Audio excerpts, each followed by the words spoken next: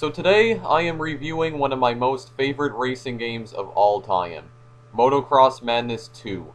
This was a game I played a ton when I was much younger, and I still enjoy playing it even to this day.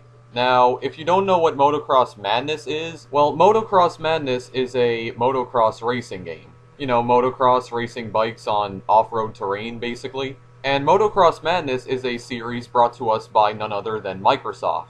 And not only is this one of Microsoft's most well-received games of all time, it's also one of their most popular games. And frankly, this game deserves to have a title like that. In fact, I like this game so much that it's actually one of my most favorite games of all time. I know that might seem like a bit of a cliche due to the fact that I'm a huge fan of racing games, but it really is. So without much further talking, I'm just gonna get right into the game here. By the way, if you're wondering why the title screen looks all screwed up, Motocross Madness 2 has this weird graphical glitch where the screen will start flickering at complete random.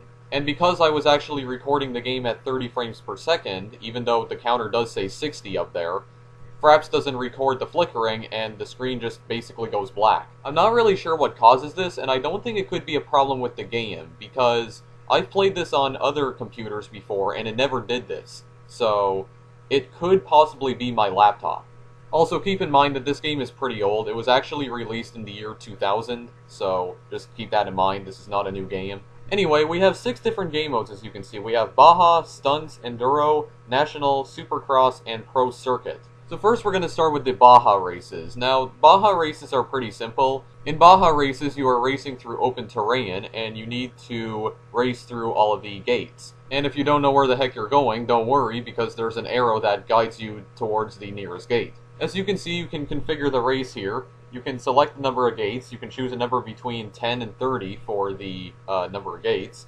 You can also select the amount of laps, which goes from 1 to 20, and you can select the amount of opponents, which goes from 0 to 10, so you don't even need to be racing against opponents if you don't want to. You can also enable vegetation collision, which basically means you'll collide with trees. You can also select the difficulty level, which I guess is like the AI level. You can also select the track you want to race on. There's also the random gate number, and you can set this between 1 and 999. If you have random gates enabled, that basically means the gates will be located at completely random places on the terrain. And I guess the number is also like the seed, so I guess if you select like random gate number of 50, and then you finish that race, and then you do another race, and you have the random gate number set to 50 again, the gates will be in the exact same place as they were in the previous race. So, I guess that's like a random seed for where the gates will be placed in the terrain or something like that. Anyway, I've been talking for too long. Let's just get to the darn race already. So here we are. We're in the world of Motocross Madness 2 right here, so we just need to follow the green arrow down there, and that'll lead us toward the first gate. And I fell off my bike for some reason. Yeah, you're going to be seeing me falling off my bike quite a few times, but don't worry though, because the AI does it pretty often as well. The AI is not exactly the smartest AI I've ever seen. In fact, it's nowhere near the smartest. As you can see in the top right-hand corner, you also have a radar, which tells you where the other opponents are on the track, and it also tells you where the gates are as well. The gates appear as a yellow lion on the radar, as you can see. So here's the first gate. We just need to go right through it, and then we need to go to the second gate. And I hit a tree. Wow, and I just got flung into the air. It's gotta hurt. Yeah, that's why I don't like enabling vegetation collision, because you collide with literally every tree here on the terrain. Anyway, as you can see, there's also some other information here on the HUD. You have the position you're currently in, the lap you're currently on, your lap time, and your best lap, and I'm not really sure what TBL is.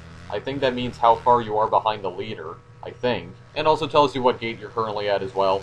So there's the second gate right there, so we need to go to the third one, which is over here. So as you can see, there's no real route you have to take. You can kind of take any route you want, but you still need to follow the arrow. And in the lower right-hand corner of the screen, you have a speedometer. So anyway, that's really all I have to say about the Baja Races, to be honest. As you can see, the opponents also have their own names. I think the names are chosen at complete random. I also think the appearance of the opponents are chosen at complete random as well, because sometimes opponents will have the same name, but they'll look different. You can also customize your own character as well, which I'll be getting into in just a few seconds, actually. Okay, I crashed right into the gate, and somehow I still passed through the gate. I don't know how that works. Anyway, we're coming up to the end of this race here, so now you just need to find the finish gate here. And there it is right there. A bunch of guys are stopped right here, and I finished 7th. And once you finish the race, it immediately ends. There's pretty much nothing else that happens. It just ends, just like that. Anyway, if we go to the bike and rider option, as you can see, we can customize our character. We can change his outfit here, which does not affect his performance on the racetrack at all, but just looks cool, I guess. You can also change your bike as well, which does affect your performance on the racetrack. So we can choose from a variety of bikes here. If I click this right one right here, see, we got Hondas, we got Kazuyukis, which I never heard of before, KTM, which I also never heard of before, we got Vector, which I also never heard of before, and we also have Yamaha. And you can also create your own bike if you want. If you go to, user map bike 01, you can choose the engine size here. You can have a custom engine size. So we got 500cc 2-stroke. Now, I don't know much about bikes, but if I had to guess, I would say that the number is like, well, the cc of the bike, or engine size, whatever. But anyway, so as you can see, you can also customize your bike plate number as well, which, again, does not affect your performance at all. If you just want, like, a really cool-looking number on your bike plate, then, yeah, you can choose any number between 100 and 999. But other than that, I don't see what the point of this is, to be honest. Anyway, next up is the Stunts game mode. So, in this game mode, you're, well, doing stunts. That's pretty much it. And the person with the most points at the end of the event wins. And that guy just crashed right into a sign. See what I mean? This AI is not intelligent at all.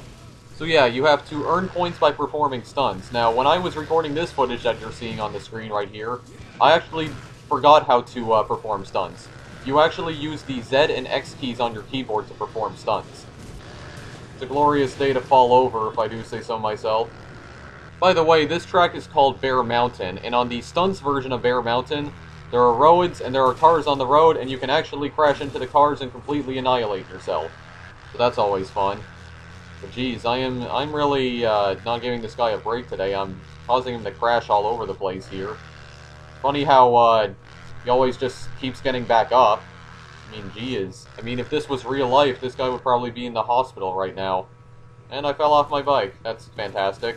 Also, I like how the bike never seems to take any damage as well from, like, falling over and barrel rolling all over the place. Now, as you can see, if I go over here, there are mountains over here. So what happens if we actually try to go up these mountains? Well, if you try to go up these mountains, this happens.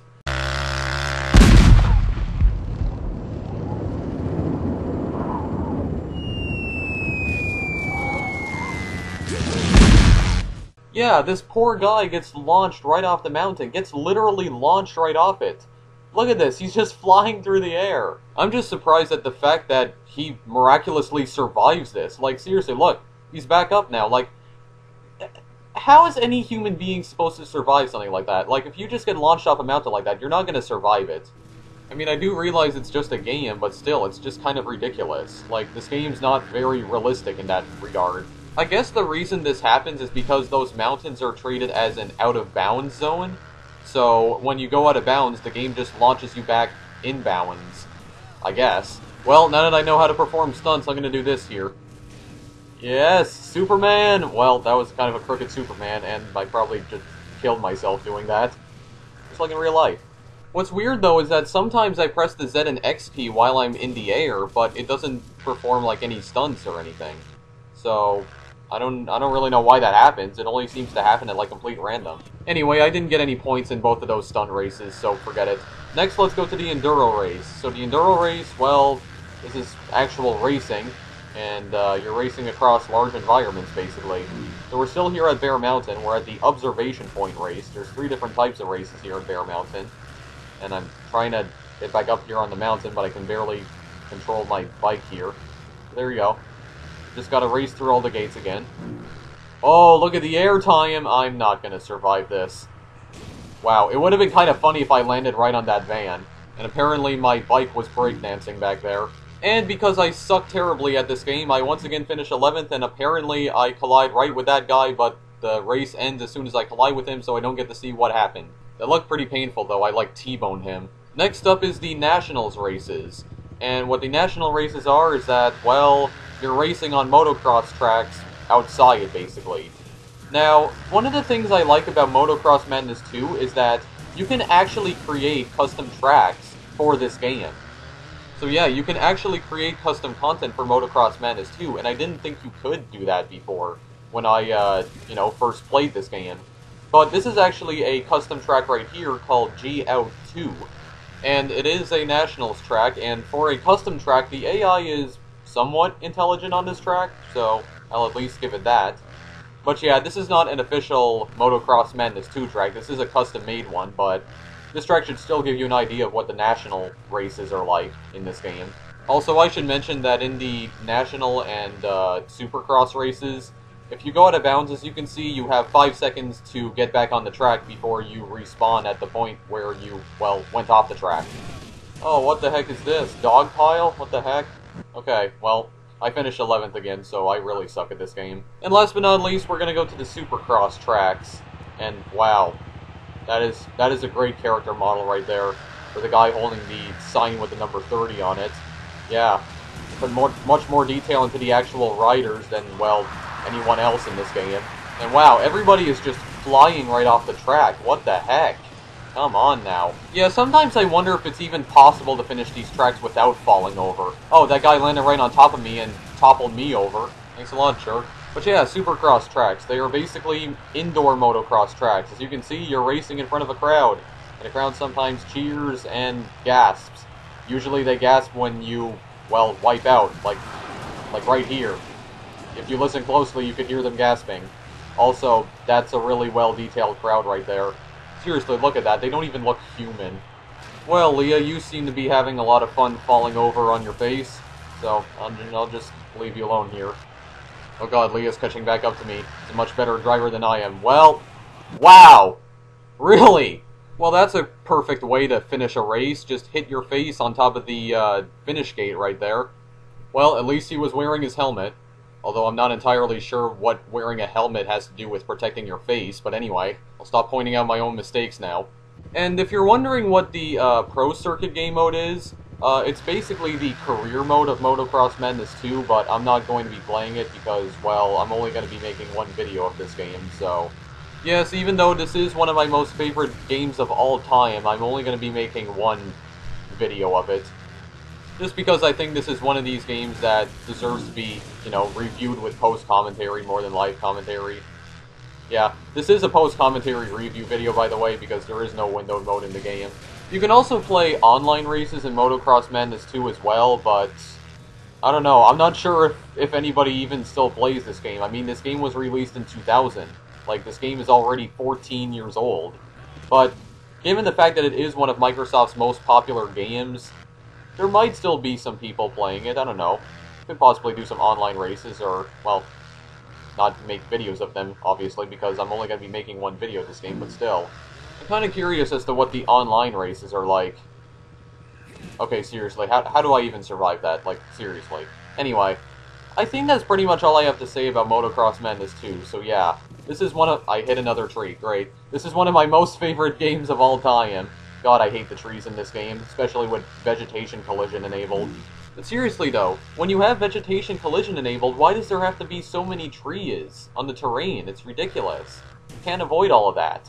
Anyway, I think that's where I'll wrap things up for now. So that's Motocross Madness 2. I'm not sure if you can even still purchase it from Microsoft's website, but yeah, I'm not really sure if you even can anymore. Because, well, like I said, this game's very old. This game came out in 2000, and I'm not sure if Microsoft still supports this game or not, but I don't know. If I find a link to where you guys can purchase this game, I'll let you guys know. Anyway, I think that's pretty much it for now, so thank you for watching. Feel free to like or favorite this video or subscribe. Also, check out my Twitter and Google Plus page. The links are in the description as always. That's it for now, so I'll see you guys in the next video that I make. Later.